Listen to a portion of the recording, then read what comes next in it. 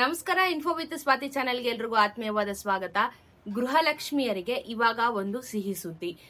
ದೀಪಾವಳಿ ಹಬ್ಬಕ್ಕೆ ನಿಮ್ಮೆಲ್ರಿಗೂ ಅಮೌಂಟ್ ಜಮಾ ಆಗುತ್ತೆ ಅಂತ ಹೇಳ್ಬಿಟ್ಟು ಲಕ್ಷ್ಮಿ ಹೆಬ್ಬಾಳ್ಕರ್ ಅವರು ಒಂದು ಸ್ಟೇಟ್ಮೆಂಟ್ ನ ಕೊಟ್ಟಿದ್ರು. ನಾನು ನಿಮ್ಗೆ ಲಾಸ್ಟ್ ವಿಡಿಯೋದಲ್ಲೂ ಸಮೇತ ಕೇಳಿದೆ, ಸ್ವಲ್ಪ ಮಿಸ್ ಆಗಿದೆ ನನ್ನ ಹತ್ರ ಡೀಟೇಲ್ಸ್ಗಳು. ಯಾರಾದ್ರೂ ಹಣ ಬಂದಿದ್ರೆ ನಂಗೆ ಕಮೆಂಟ್ ಅಲ್ಲಿ ತಿಳಿಸಿ ಅಂತ ಕೂಡ ಕಮೆಂಟ್ ಅಲ್ಲಿ ಹಾಕಿ ಅಂತ ಹೇಳಿದೆ. ತುಂಬಾ ಜನ ಆಕ್ಚುಲಿ ರೆಸ್ಪಾನ್ಸ್ ಮಾಡಿದೀರಾ, ಹಣ ಬಂದಿದೆ ಬಂದಿಲ್ಲ ಅಂತ ಕೂಡ.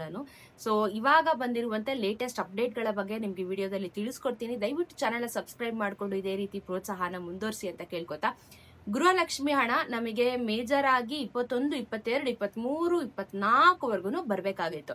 ಸೊ ಏನಾಯ್ತು, 21, 22 ಕೊಟ್ಟಾಯ್ತು. ಇವಾಗ 23, 24 ಬಗ್ಗೆ ಕಾನ್ಸಂಟ್ರೇಷನ್ ನ ಮಾಡ್ತಾ ಇರುವಂತ ಸರ್ಕಾರ.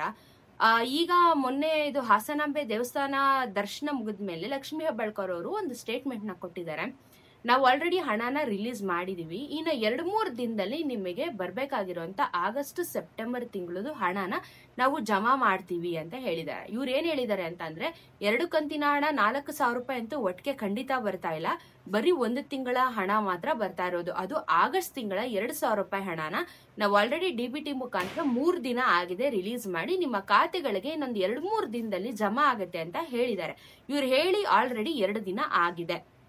ಆದ್ರೂ ಸಹ ಇನ್ನೂ ತುಂಬಾ ಜನಕ್ಕೆ ಹಣ ಜಮಾ ಆಗಿಲ್ಲ. ಬಟ್ ನನಗೆ ಕಮೆಂಟ್ ಅಲ್ಲಿ ತುಂಬಾ ಜನ ಒಂದಷ್ಟು ಕಮೆಂಟ್ ಹಾಕಿದ್ದಾರೆ.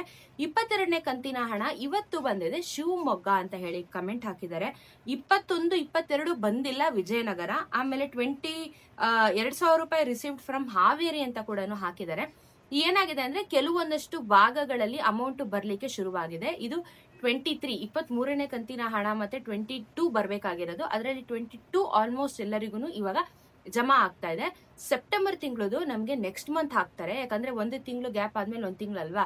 ಸೊ ಬೇಸಿಕಲಿ ಇವಾಗ ಲಕ್ಷ್ಮಿ ಹೆಬ್ಬಾಳ್ಕರ್ ಅವ್ರು ಹೇಳ್ತಾ ಇರೋ ಪ್ರಕಾರ ಇನ್ನ ಕೇವಲ 2 ತಿಂಗಳು ಹಣ ಬಾಕಿ ಇಟ್ಕೊಂಡಿದೀವಿ, ಮಿಕ್ಕಿದೆಲ್ಲ ನಮ್ ಕಡೆಯಿಂದ ಕ್ಲಿಯರ್ ಆಗೋಗ್ಬಿಟ್ಟಿದೆ, ನಾವ್ ಯಾವ್ದು ಪೆಂಡಿಂಗ್ ಇಟ್ಕೊಂಡಿಲ್ಲ ಅಂತ ಹೇಳ್ತಾ ಇದ್ದಾರೆ. ಬಟ್ ವಾಸ್ತವದಲ್ಲಿ ತುಂಬಾ ಜನಕ್ಕೆ ಇನ್ನೂನು 21ನೇ ಕಂತಿನ ಹಣ ಸಮೇತ ಕ್ರೆಡಿಟ್ ಆಗ್ಲಿಲ್ಲ ಅನ್ನೋದು ಕಂಪ್ಲೇಂಟ್ ಕೂಡ ಬರ್ತಾ ಇದೆ.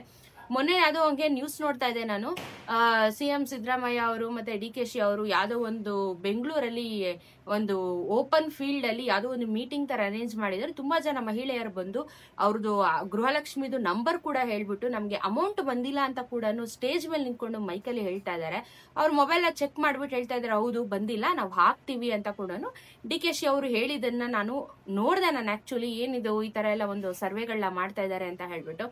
ಸೊ ಹಬ್ಬ ಹರಿದಿನ ಅಂದಾಗ್ಲೇನೆ ನಮಗೆ ದುಡ್ಡು ಬರೋದು. ಫಸ್ಟ್ ಆಫ್ ಆಲ್ ಈ ದೀಪಾವಳಿ ಆದ್ಮೇಲಂತೂ ಇನ್ಯಾವ್ದು ಸದ್ಯಕ್ಕಂತೂ ಹಬ್ಬ ಇಲ್ಲ, ನೆಕ್ಸ್ಟ್ ಕ್ರಿಸ್ಮಸ್ ಏನೆ ಬರೋದು, ಆಮೇಲೆ ಹೊಸ ವರ್ಷ ಬರುತ್ತೆ. ಆಮೇಲೆ ಇನ್ಯಾವ್ದು ಸದ್ಯಕ್ಕಂತೂ 3-4 ತಿಂಗಳು ಯಾವ್ದು ಹಬ್ಬ ಇರಲ್ಲ ನಮ್ಗೆ.